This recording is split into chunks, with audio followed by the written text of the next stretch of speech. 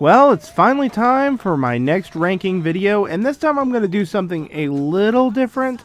It's going to be kind of a mixture of ranking the original Dragon Ball movies, then I'm going to rank the Dragon Ball Super with it, and the GT movie, and then of course alongside it, the specials like History and Trunks and Bardock the Father of Goku.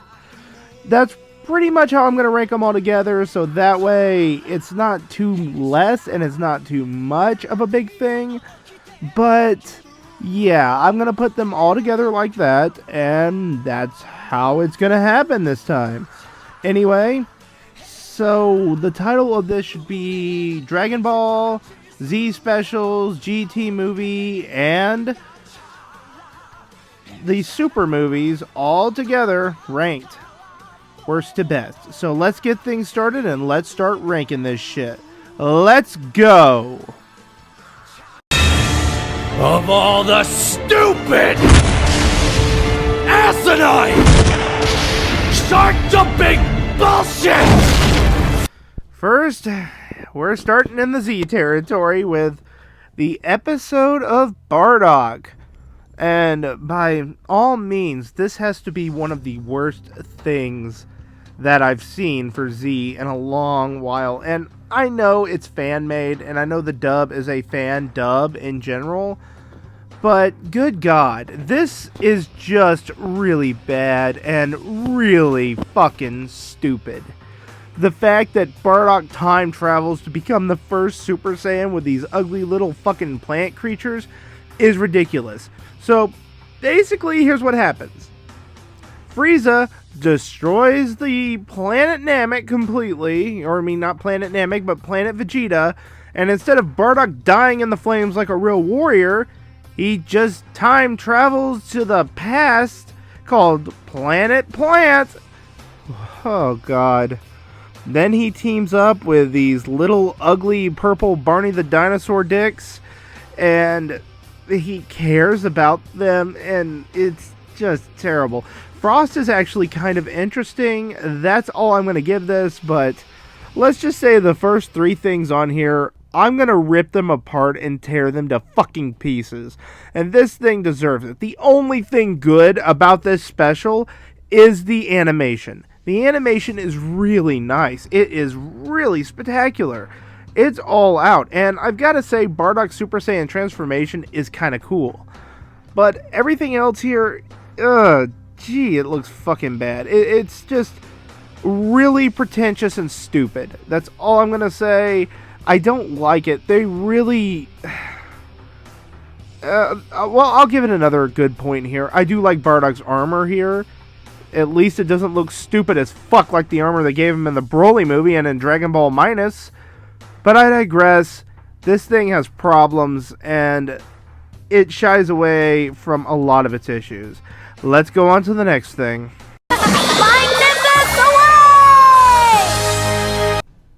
Next is Dragon Ball, Curse of the Blood Rubies. And what do I have to say about this one? Not so much. If you really want to watch a Dragon Ball movie that is condensed and shrunk down into a 45-minute film with the first 13 episodes minus the good characters like Pilaf, this is up your alley.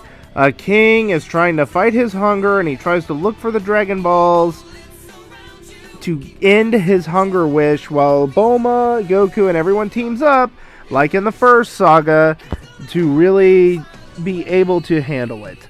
And that's it. That's basically, it's the very first saga, Hunt for the Dragon Balls arc, just without the interesting characters like Pilaf. Instead, we get these army guys who, in all honesty, are not that interesting. They're boring characters, and there's one big thing for me about this movie that I really don't like, and I think that has to do with the English dub.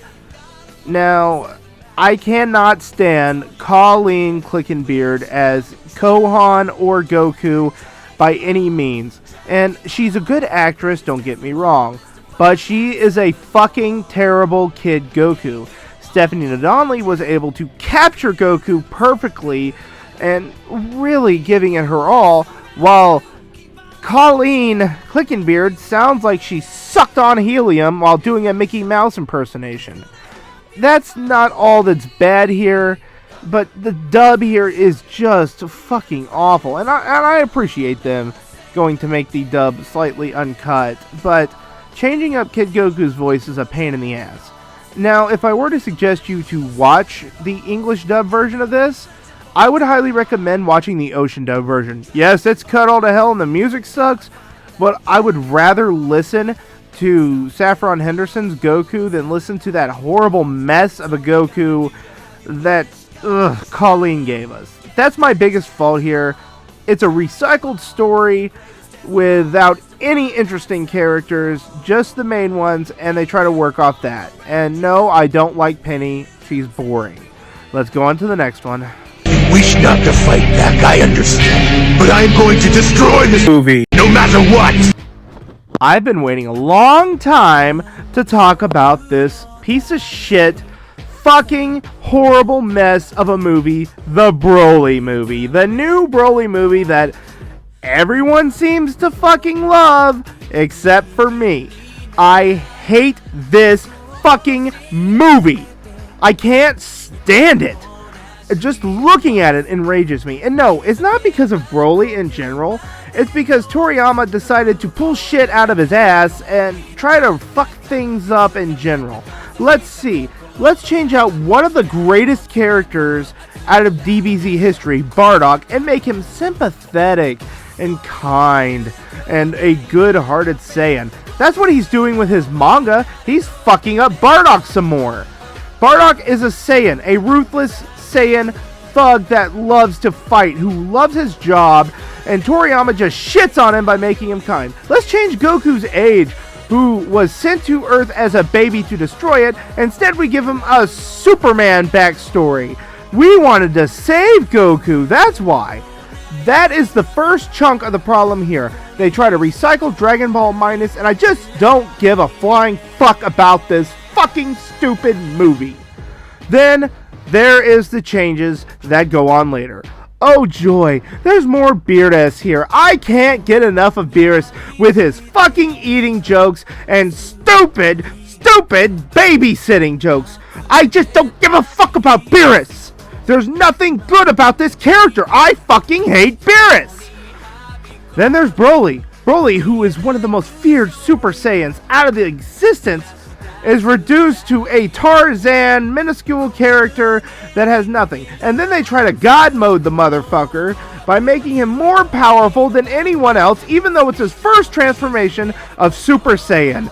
And Goku and Vegeta can't beat him in their Super Saiyan hair dye blue super moves because, good God, we had to make Broly a threat somehow. We couldn't keep him as a villain either because that would just take away from his personality. Okay, Broly has no actual fucking personality in this movie. He's basically just Tarzan, that's it. It's his father that makes him bark orders.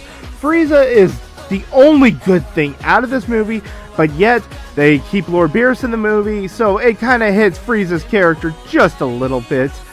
And another good thing from the movie is we get to see Gogeta, and that's it. That's the only time he's ever canon. I hate this movie. It is just so fucking overhyped as hell. I watched it when it came out. When it first came out, and I was like, that was okay, right? No, it wasn't okay. And just seeing it this way, looking at it, it just brings my piss to a boil to see this shit over and over and over and over. Everyone, there has been reviews on it that just praise the movie to pieces. Like, Totally Not Mark says it's the best Dragon Ball Z movie or Super movie or whatever the fuck movie he's ever seen. Dude, watch The World's Strongest. That's a good movie. This is shit. Team 4-Star has praised this film too. I don't see what is so great about it. It's basically just a glorifying Broly movie that doesn't make any sense. I hate Super. I fucking hate Broly in this movie. Beerus is a piece of shit that just everyone thinks he's just this great, amazing character. We've had gods in the story so many fucking times. Oh, God, I hate this movie. Why I didn't move it to the worst segment is because some of the fight scenes are pretty decent, and they're compelling, and the animation is beautiful. And I really like the song Blizzard, but after this, I just can't take much more of it. Everywhere, everything. It's always, the Broly movie was great. Oh yeah, look at this. This movie is overhyped and annoying. This destroys character development. Goku's character is ruined. Wouldn't he remember Bardock and his mother? What the fuck are you trying to do with Goku's personality and character in this? Vegeta, the only good thing about this is he becomes a Super Saiyan God. Cool. Gogeta comes in. Nobody cares. Why is Broly trying to fuck this green chick? Nobody gives a fuck. I'm going on full rant mode on why I hate this fucking movie. And I'm getting completely off subject. And I just want the world to know, why do you like something so fucking overhyped that doesn't deserve to be liked? I hate this movie. Okay. Let's move on to the next one, because it's not going to be so bad from here on out.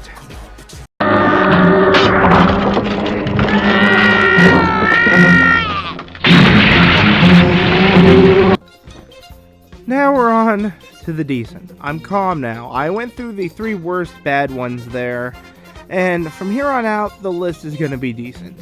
Next is Sleeping Princess and Devil's Castle, and this one, I find it to be okay. They do have the stuff with Krillin that's actually kind of funny, and there is some pretty neat stuff going on in this movie that makes it, well, really cute. This was also the very first Funimation dub official product that came out, and what I gotta say is what they put in was pretty good. I mean, we got Mike McFarlane as Master Roshi, and we didn't get Stephanie Donnelly here quite yet, but we also got Chris Sabat as the failure Yamcha, and we have a lot going on here that's actually pretty different. The movie itself is nice. Bad guy wants to block out the sun so him and his monsters can reign supreme on Earth, and it's up to Goku to stop it while he is looking for the sleeping princess in Devil's Castle so Master Roshi could train him, and the bandit Launch is also looking for it. It turns out that the sleeping princess is actually a jewel, and a very rare jewel worth millions of dollars, or zenny, or whatever the hell they use, yen, I guess. I'm gonna go with zenny. And the vampiristic characters are pretty funny, alongside with the regular characters are good too. The only exceptions to the dub that I don't like is Kid Goku's voice, which I know she did a good job because she was the original Dende. I can't remember her name to save my life. Celine. It's an Italian name, and I should remember it, but I don't. And also, I really can't stand Bulma's voice in this. I don't know who's voicing her here, but it's not very good. She really kind of drags on Bulma in this pretty badly. However, Krillin is a lot of fun, and Yamcha and the gang are great too. Just pretty much, it's a comedy movie all in all, and it's worth a decent watch. It's just a, like, well, Curse of the Blood Rubies, it's a reintroduction, but they add some new stuff in it. And I do like the design of the demons and the vampires and stuff in this movie. They are actually kind of cool looking. They kind of look original, especially the big red dude here fighting Kid Goku. I love that. It's very wholesome. All I gotta say, it's a movie that doesn't leave much of an impression on me, but it's not outright terrible. The animation can be nice at times, and some of the monster designs are pretty cool too.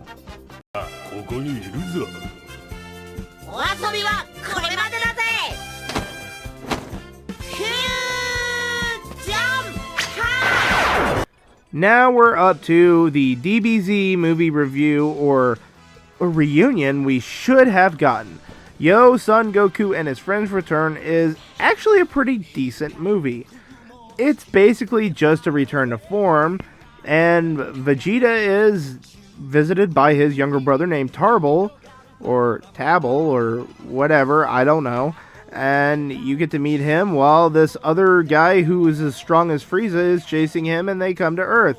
Basically, they're trying to stop him. It's basically, like I said, a reunion for the characters. It was the first time in a long time that they actually got to come back to form, and DBZ saw some new animation. Now, I'm not really a fan of the new animation in Super, but I do like the animation in this. They really put some serious freaking effort into it, and I enjoy it to... I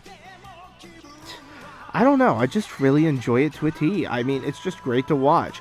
You can just kick back, watch your feet, and enjoy it. Unfortunately, there is no official English dub, and it doesn't have a physical media release, sadly, but it is on YouTube. So, if you haven't seen it, I highly recommend checking it out. It is one that a lot of people tend to skip or don't know about. Mainly the hardcore DBZ fans like me, Team 4-Star, and a few of the others all know about this one. If you haven't seen it yet and you love DBZ or Dragon Ball, this one is definitely for you to look at. It's really well worth the time and energy put in that they put in for it. I enjoy it, and I give it a thumbs up, so that's all I gotta say. It's nothing huge or gigantic, but it is worth at least one look, especially for something just you could prop your feet up and enjoy. Let's go on to the next one.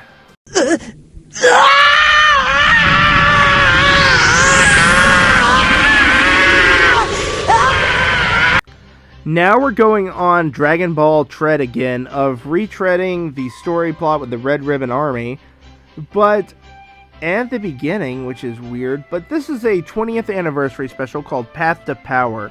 And Path to Power, I've got to say, beautifully animated, even though it's in GT style, looks incredible. All I've got to say was, I'm impressed with this one, and the story itself is fantastic. There's nothing really groundbreaking here. They do try to make it look like Goku's going Super Saiyan really early, but other than that, it's actually a pretty harmless film. It doesn't do a whole lot bad, and hey, they actually gave Bulma her originally manga hair color, purple. That gets a plus from me. The music is nice here too. I really like the Japanese music, and Stephanie Nadolny's performance in this is just great. You will enjoy it all the way through. It's an 80-minute movie, so it's actually one of the longest running films ever. The Red Ribbon Army does have some changes, and there were some things I wish that they actually did. Like, they could have put Dr. Gero in this movie, and that would have been good enough for me. But unfortunately, they didn't do that here. But honestly, what they gave us was pretty good in my book. The scenes with Goku and Ader are fantastic, and when Ader gets killed and Goku powers up, it happens to be one of the most stellar, beautiful moments I've ever seen in a Dragon Ball picture. I mean, this is probably one of the best movies out of the Dragon Ball franchise, period. And I just wish it were a little longer, or they stayed on character term anyway. Anyhow, it's worth what it is, it's good, and that's what I'm sticking to. Put it down! What?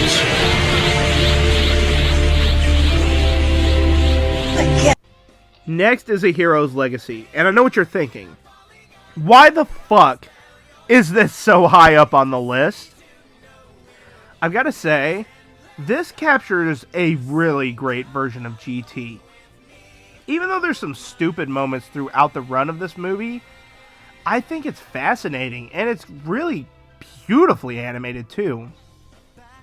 Easily one of my favorite runs of the entire Dragon Ball GT anything.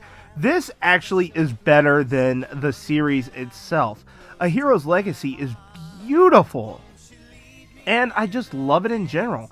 The story is Goku Jr.'s grandma, Pan, gets sick, and he goes to find the Dragon Balls to be able to wish her healthy again. Goku Jr. is not like anything like Goku at all. In fact, he's kind of a wimp. He gets beat up easily, and he just goes out on this perilous journey, and he makes friends as he goes along. It's just really cool. There's some decent villains in here too, and I've got to say, watching Goku Jr. turn into a Super Saiyan is one of the most beautifully animated scenes I've ever done. It feels like Super Saiyan matters again.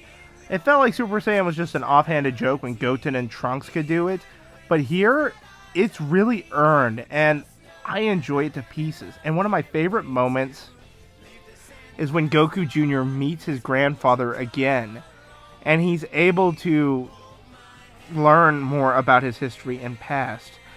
It's just really well done, and honestly, I love this one a lot. I get lost in the animation and the story as it goes on, and the voice work, I've got to say, is really well done. The late Bryce Armstrong is in this, Stephanie Donnelly does a really great job as Goku Jr., and Pan is even voiced well here. I just love every single scene of this movie. I mean, the moment that Goku Jr. meets adult Goku is just so wonderfully crafted that I can't help but fall in love with it. It's so charming and so well done that a lot of times I can't even believe what I'm seeing. And it's just well worth a look. If you haven't seen it, I highly recommend checking it out. Don't give GT a bad rap so far, because this has nothing to do with the asinine stuff that happened throughout the regular GT. This is what I wanted GT to be, and this is so much better than GT or Super could ever give us. I don't see why a lot of people hate this one. I absolutely love it, and I'm going to stand by that. I stand with The Hero's Legacy is a pretty good Dragon Ball flick in general. Let's go to the next.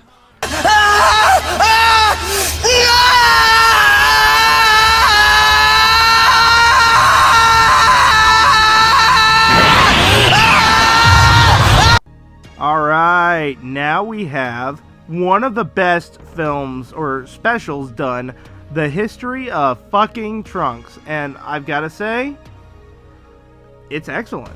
English or Japanese, I enjoy this one to pieces. Oh my god, the backstory here is just beautiful. I love future Gohan in this. He's actually voiced in the English version by Damian Clark, which is weird because he plays Cell in the Cell Saga, so yeah, that's kind of fucking cool. But basically, you get to see Trunks' reality about how the Z Warriors died. Their deaths are really rushed by along with Goku, and so that way it focuses more on Trunks and Gohan together, and how terrifying the androids can be. Watching them fight and kick ass is just awesome in general. One of the moments that really stick with me is when Trunks transforms into a Super Saiyan. It is one of the most beautiful moments I've ever seen out of the specials of Dragon Ball Z in general. This one just really focuses on Trunks and Gohan a lot. And when Gohan dies, you cannot help but feel your heart break through this. You feel it. They really put some emotion into a lot of scenes, especially with the androids. 17 and 18 are pretty fucking threatening in this. They are terrifying, and they work so well together as a duo. I love certain scenes, like when they combine together and then they split apart when they're fighting against Gohan or Trunks. I love the fight with Trunks, how Trunks is just going all out after his Super Saiyan transformation, and he's able to hold him off pretty well. It's a very, very good movie. The animation is just that regular Z animation, but it looks good, it feels good, and I've got to say, it's just good. It's Z at its peak of awesomeness. I have a hard nostalgia for this one, though. I mean, this is one of the first movies I had on VHS when DBZ was selling out, so I had to own it. I mean, I was buying everything on VHS at the time. I love this to pieces, and I've got to say, it's well worth being in that Trunks timeline. It's awesome, it's excellent, and that's all I'm going to say.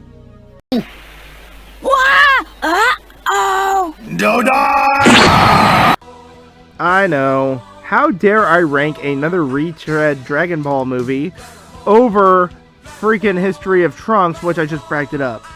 And, well, I think my nostalgia for this one kind of hit hard. I was introduced to Dragon Ball through the movie Mystical Adventure. I was introduced to characters like Mercenary Tao, or General Tao as they call him in this. And I've got to say, the more I watch it, the more I like it. The only thing I don't like is Kid Goku's English voice here, but everything else is so natural feeling that I love it. Hell, they even left the original opening.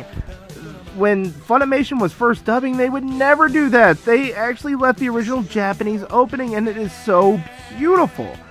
I also like the chemistry between Mercenary Tao, General Tao, the Crane Hermit, and on top of that, Tien Shinhan. all together, they work out great. In this movie, the Emperor is Chaozu and his wife, or doll. What the hell is that thing? Goes missing, and it's up to them to find it. So they're looking for the Dragon Balls to find his wife. But instead, the Crane Hermit himself, Master Shen, wants the Dragon Balls for himself so he could take over Chaozu's kingdom. And his evil brother, General Tao, is working alongside them and making the other characters' lives a living hell. It's a complete, enjoyable, fun movie, and I love it each time I watch it. Mercenary Tao shines really good in this, and they even keep the Upa storyline in, Upa and Bora in, and they work it all together great. It's a mixture of the 22nd Budokai Tenkaichi tournament along with a mixture of other things that go along with it. And I've got to say, it's just a lot of fun. It's one of those movies you could sit back, enjoy, and prop your feet up to. It's a fantastic film. The only thing that kind of drags it a little bit is, well, the Dr. Slump stuff and Mercenary Tao. That kind of bothered me just a little bit. I mean, I still enjoy it to this day, and I still watch it from time to time if I want a good, condensed version of the Red Ribbon Army and the 2nd Budokai Tenkaichi tournament. But, however, it's still fun and enjoyable, and I like this version of Chaozu way better than I like him in the anime series. So, it's always a good win, and I think this one works really well on its own merits. Honestly, I thought this story was canon for years, so I always thought Chaozu was an emperor just helping out and learning to fight. That or he was a Pokemon. Okay, I'm done. Let's go to the next one. Do you really think that it would have made a difference, Bardock? I mean, really?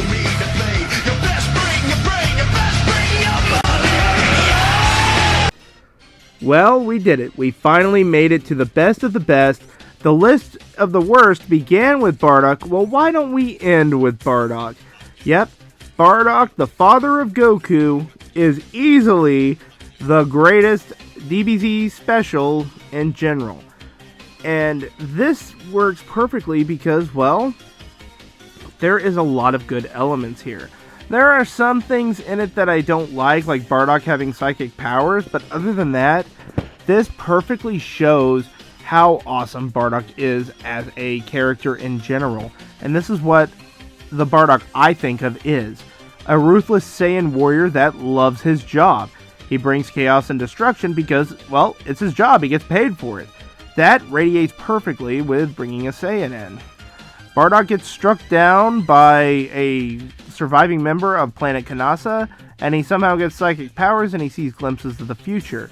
In the process, Frieza is thinking about wiping out the Saiyans, and Bardock is able to predict the death of the Saiyans, and he also is able to see portions of his son. What I enjoy about this one is there is no good guy or bad guy in this one at all, unless you count Goku, who is just a baby throughout this entire movie. This is more of, well, he's a Saiyan, and he's doing his job. Frieza is evil, so are they. Bardock is not a good guy, despite what the dub or what the other versions want you to believe about him.